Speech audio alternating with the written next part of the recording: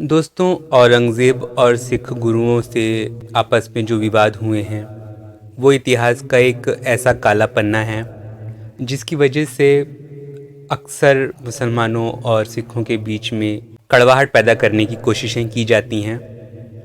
इतिहास को जो लोग सही से नहीं जानते वो लोग तरह तरह की बातें इस बारे में कहते और मानते हैं और दो भाई इस वजह से आपस में लड़ते हैं।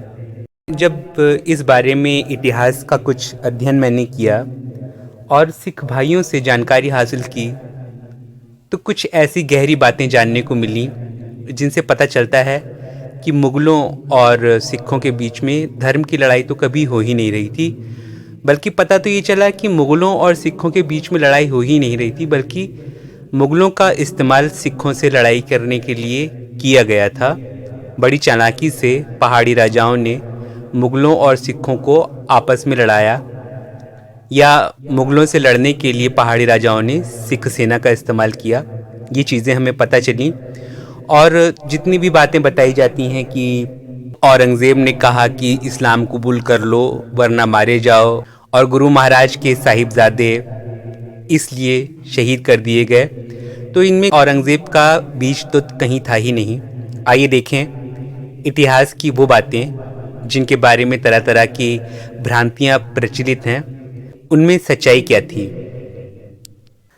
जैसा कि पिछली वीडियो में मैं आपको बता चुका हूं कि पहाड़ी राजा गुरु गोविंद सिंह जी महाराज से दुश्मनी रखते थे और इनके साथ कई बार सिख फौज की झड़पें भी हुई थीं।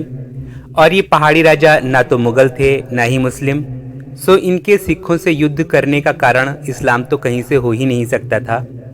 बल्कि ये पहाड़ी राजा क्या क्या कर रहे थे इस बारे में औरंगज़ेब को भी जानकारी बिल्कुल नहीं थी। पहाड़ी राजाओं से सिखों की इन्हीं झड़पों के बीच पीर बुद्धू शाह नाम के एक मुस्लिम संत ने 500 पठानों की सेना लेकर सिखों का साथ पहाड़ी राजाओं के विरुद्ध युद्ध में दिया था। जब पहाड़ी राजा केवल अपनी शक्ति से सिख फौज से जीत नहीं सके तो उन्होंने मुग़लों की सहायता से युद्ध जीतने का दांव चला। सरहिंद का नवाब जो मुग़ल सूबेदार था वो इन पहाड़ी राजाओं का दोस्त था और बेहद धूर्त और भ्रष्टाचारी था।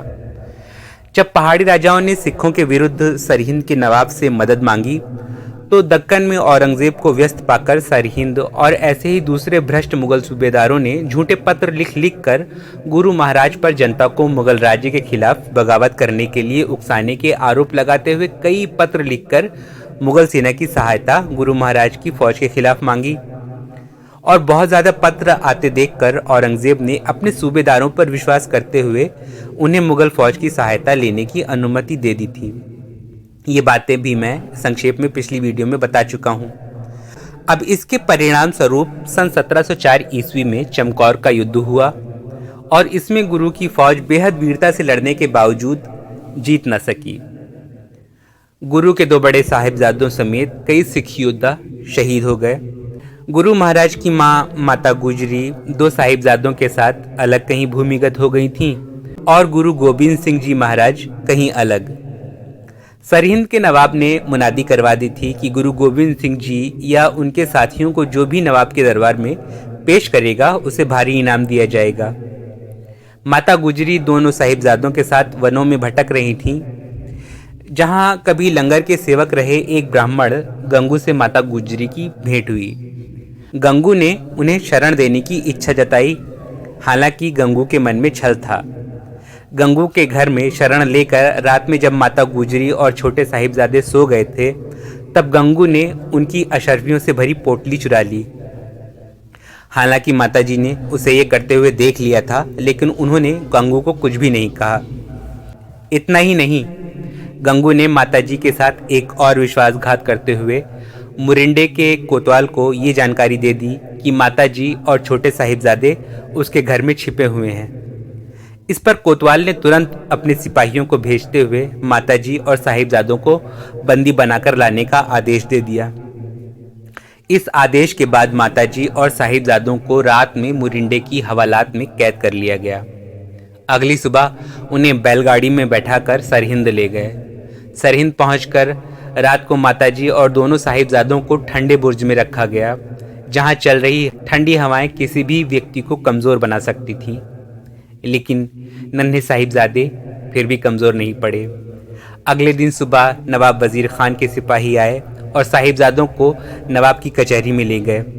कचहरी में वज़ीर ख़ान ने उन्हें बच्चा सोचकर फुसलाने की कोशिश की, लेकिन दोनों साहिबजादों ने बड़ी वीरतापूर्ण जवाब दिए। कचहरी में बैठा दीवान सुच्चानंद उठकर आया और बोला, अगर तुम्हें छोड़ दिया जाए तो तुम कहाँ जाओगे?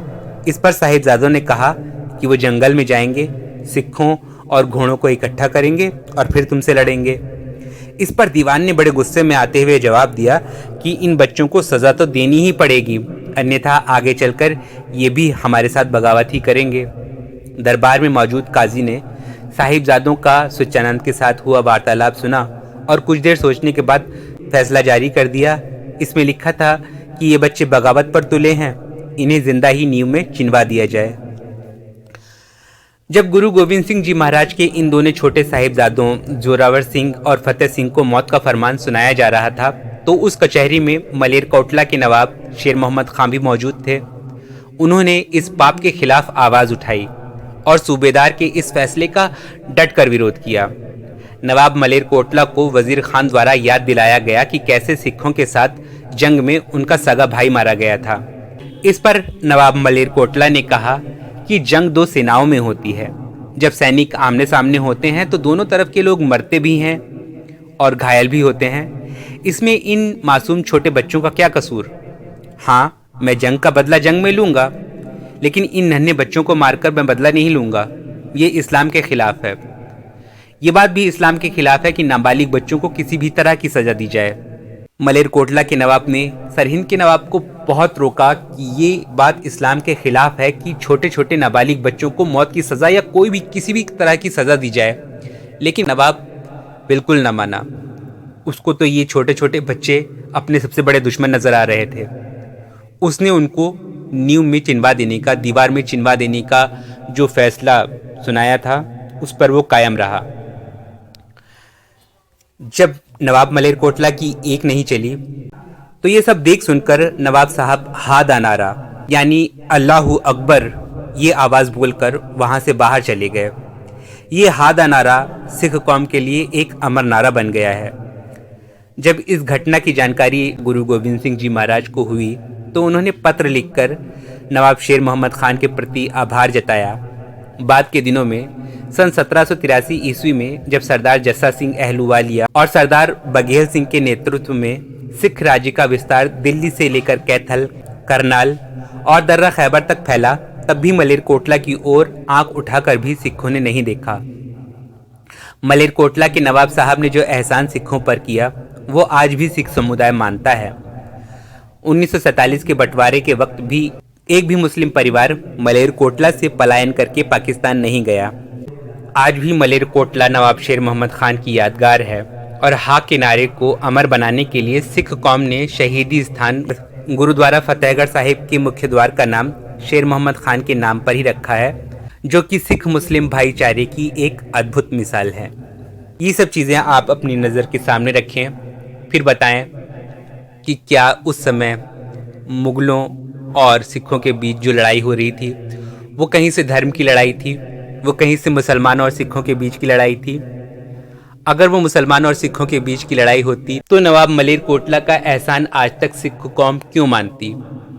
अगर ये मुसलमान और सिखों के बीच की लड़ाई होती तो फिर पीर बुद्धू शाह गुरु गोविंद सिंह जी महाराज का क्यों साथ देते? सोचिए। और आज तक जो बातें फैलाई गई हैं उन बातों को परे रख कर सोचिए। शुक्रिया।